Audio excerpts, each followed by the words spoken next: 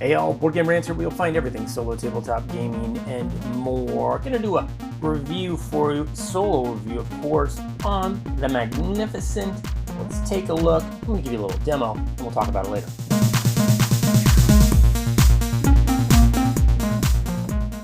And welcome to the Magnificent, a game where you're trying to basically throw these magic shows, put on a show, and you're going to get points for that and money for that. And you got a little bit of, I don't know, Feast for Odin here, as you're going to be putting tiles out on the board, and in that way covering up spots. You know, these, whenever you cover up the spots, you're going to get the goodies. I get 5 points. I'd get a trainer. I'd get a wild crystal there.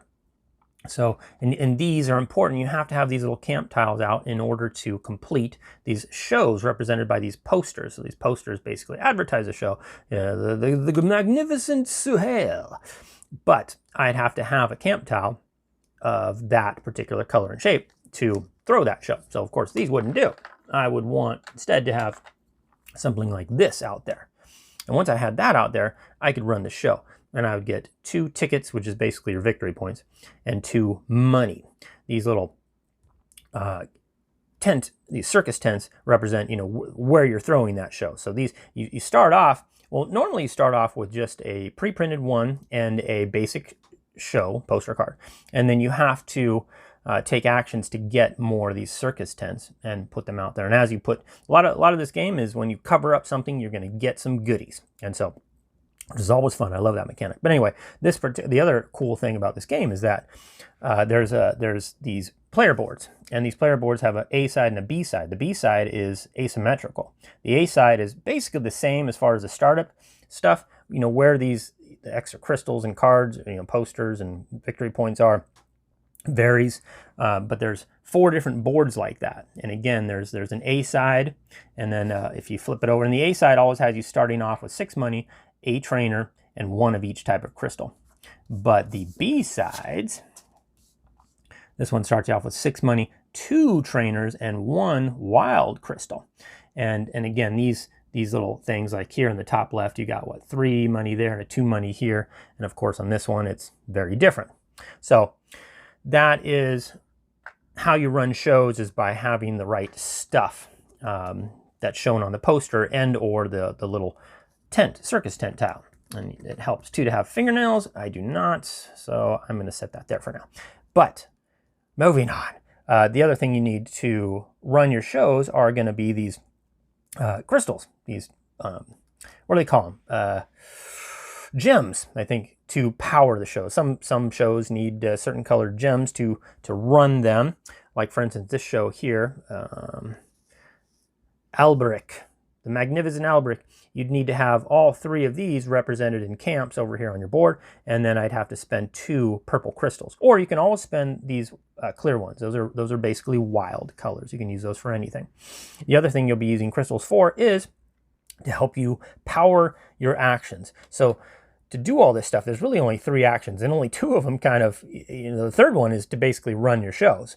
But the 2 actions, one helps you travel, and you're either going to use a purple die, a green die, or an orange die to run to travel. And in that traveling, you're going to get gems. Anything you basically cross over and or land on, you're going to collect. So that's how you're going to get your gems and more circus tents to perform out of. The other thing you'll be doing is taking a build action, and when you build, that's how you're going to put up your camps to have the different colors and shapes that you need to run your shows. So there's those 2 actions, and the third one is just you taking an action to run up to 2 shows, up to 3 shows, 4 shows, 5 shows, etc. So that's your third. There's only 3 actions, and then you can manipulate all of those different actions with these little trainers. These little trainer things. You're gonna start off with a kind of a random tile available. That, if I use my trainer there, I'm going to get a free wild crystal. If I use my trainer over here, it's going to allow me to manipulate the dice, which I'll show you. That's essentially how you're going to take your actions, is with these dice up here. But it also helps you manipulate. Here's the show action, here's the build action, and here's the travel action. And those are really the only 3 actions you've got.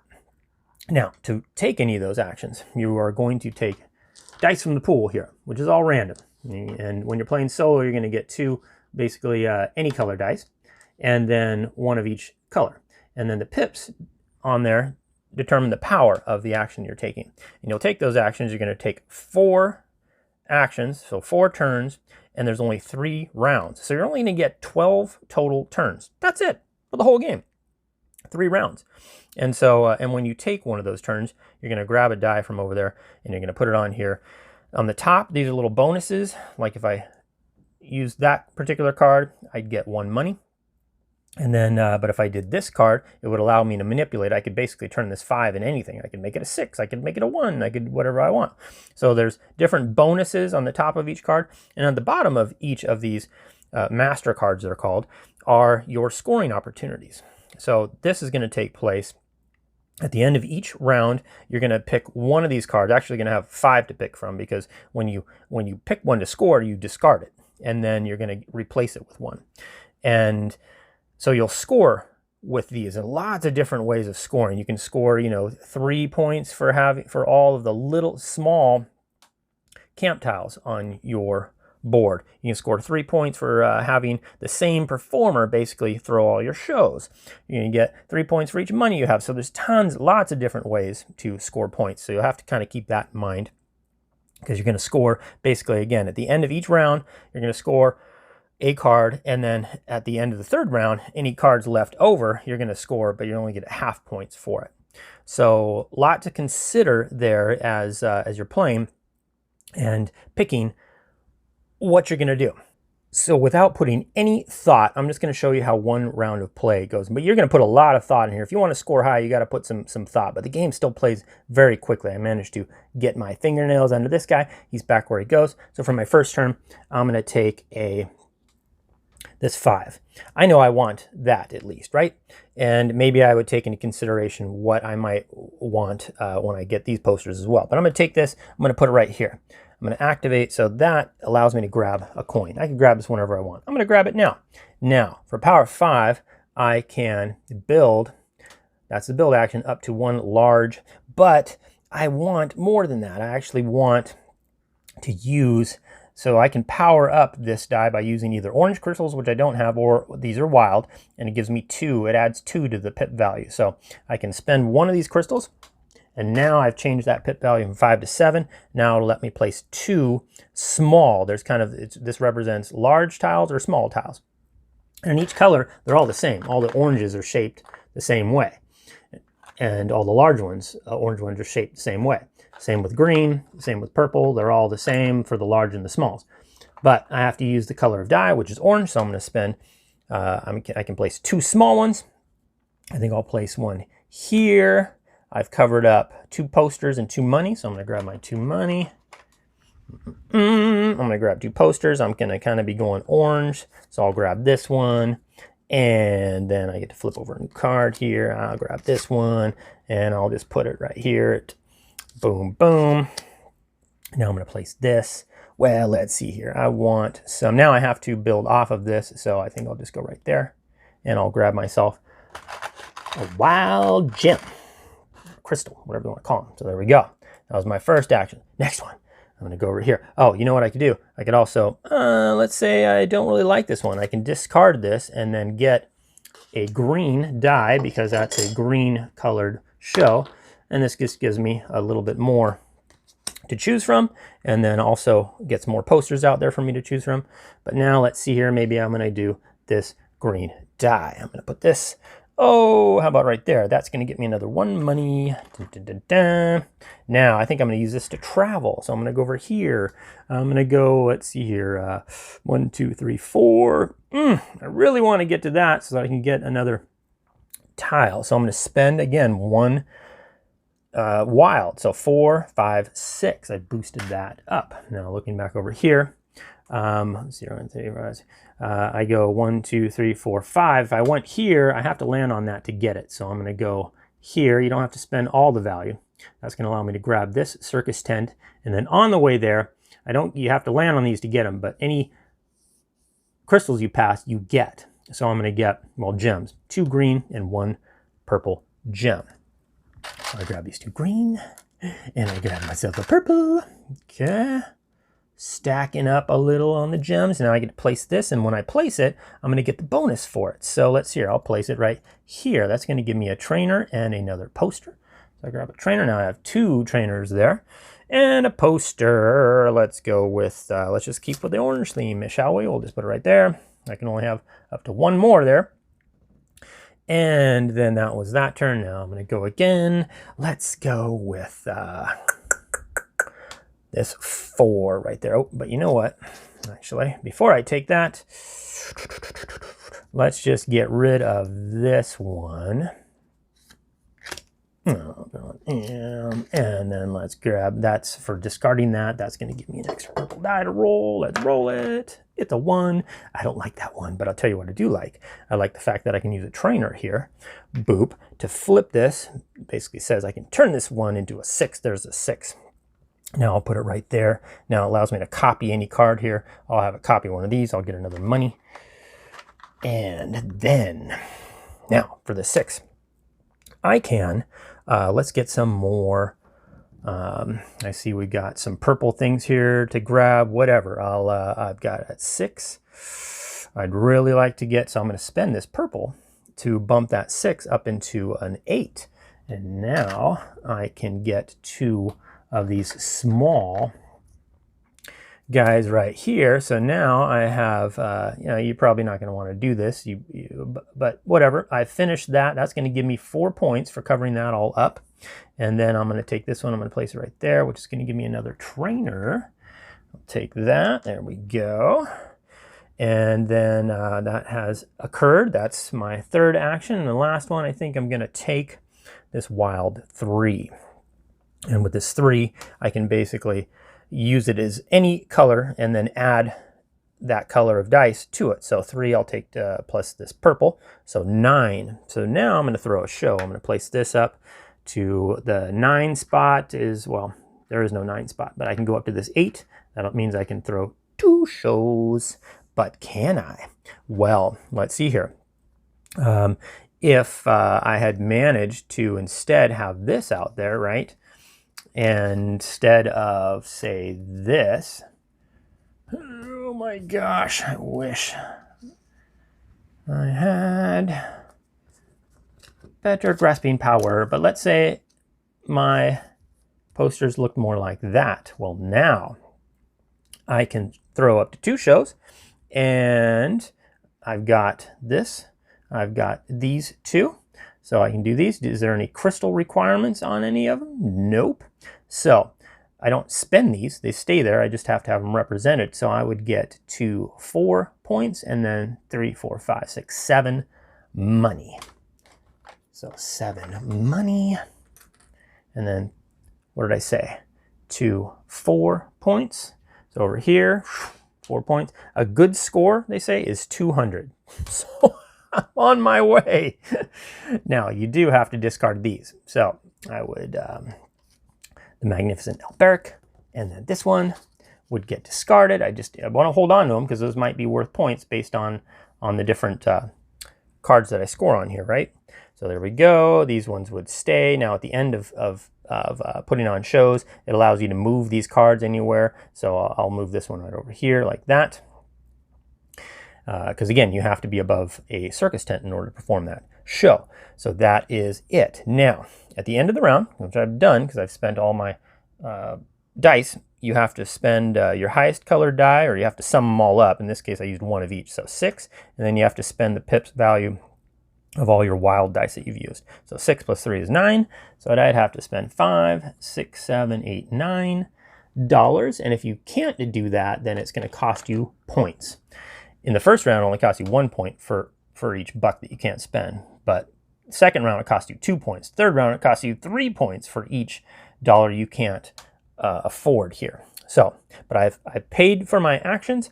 Now I can look over here. I can see that there's 2 hats ahead of me. That means basically, according to the rules, the top 2 cards and tiles are not available to me. So I would discard that and that. And these would not be available to me. So I'd be able to pick from here. So let's see here. I'm not really going green. This allows me to score green. So I think I'll take this. which in this card, so I take this little combo, put it over here. That's going to represent a new action that I can take. But what you do now is basically have to score one of these cards. So I'm going to score. What would I score the most for? I don't know. I don't have many gems, so probably not that one. Here I have lots of small. So this is a good one. We're going to score. Oh, and I've got another one here too. So I would get 3 points for every small tile in any color. And I've got 1, 2, 3, 4 times 3. So 12 points. Maximum I can score is 21. So I'm going to get 12 points. Discard that, and then over here 12 did I say? So 16. There we go. Then these would all get, so here's my new set of master cards for my 4 actions for second round. I go back down to just 1 of each die, and I didn't put my trainers to good use, did I? I still had a couple over here. I could have used a trainer here and gotten a crystal before I was done. So let's say that I did that. Now I've got a new thing here, which will allow me to build an extra large. I believe that's an extra large tile. So it'll take 2 trainers though to activate that. So trainers, very important. But to reset the round again, I would just roll these and see what I have. There's the pool that I have for next round. These would all, this would go away. I'd replace a new set of that. And then I'd get after again. The long and short of it, I like this game. I like it a lot. From a solo standpoint, I can see I would probably not like this from a multiplayer standpoint. You could really get lost in the thought of it. I could see there being a lot of AP with this game.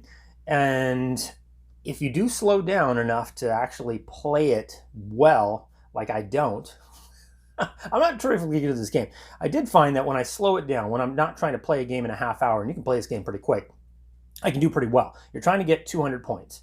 So it's just a beat your own high score kind of thing. But it's hard, for one. I don't think, have I ever, in the first few games, I was playing it, and I was scoring kind of high. I still hadn't reached 200, but I was like, this is not good that I can already score this high. Found out I wasn't scoring correctly. So I went back, and then I promptly found out I was scoring, 140s, 150s, not even close to 200.